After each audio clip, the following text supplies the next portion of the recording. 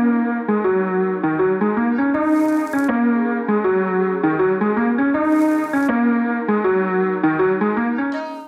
guys, welcome back to another GYMLESS Coaches Rundown. We are back with a new cycle or a new block, whatever you like to call it. And we are back with 4 new weeks. Now, this is week 1. Week 1, the structure has changed a little bit.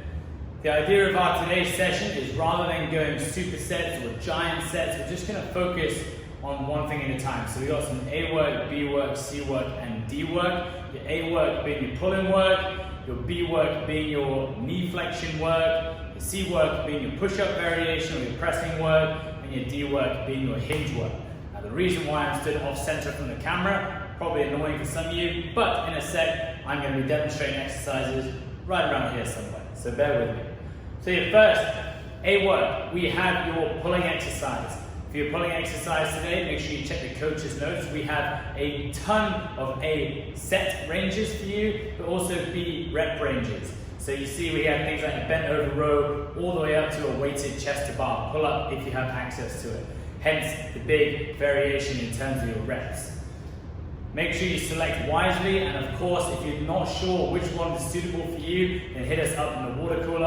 Of course, I'm doing some great reps right here, so make sure you keep an eye out on the form and the movement that is suitable for you.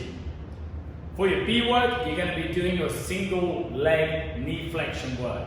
Now the knee flexion, we're looking at progressing towards pistols for those of you who don't have it. For those of you that do have it, obviously you will be working the actual pistol itself. For those that don't have the pistol, you have the option of the shrimp squat, which you should have seen loads throughout this GYMLESS program.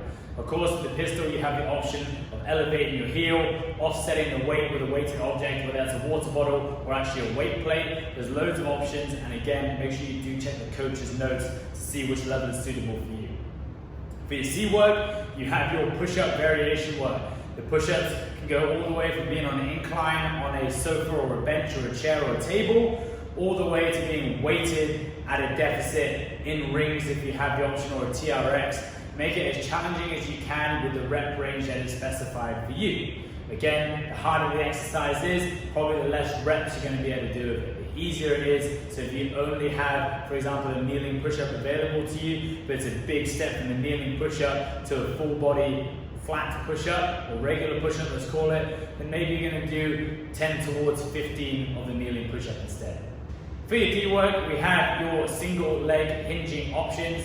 Of course, with the single leg hinge, if you have enough weight available to you, then you can always turn it into a double-legged movement like a Romanian deadlift, for example. Or you can always use a barbell in your hands or an aqua bag in your hands and do exactly the same movement if you only have a single dumbbell or a single kettlebell, exactly the same as well. Again, looking to progress in exercises.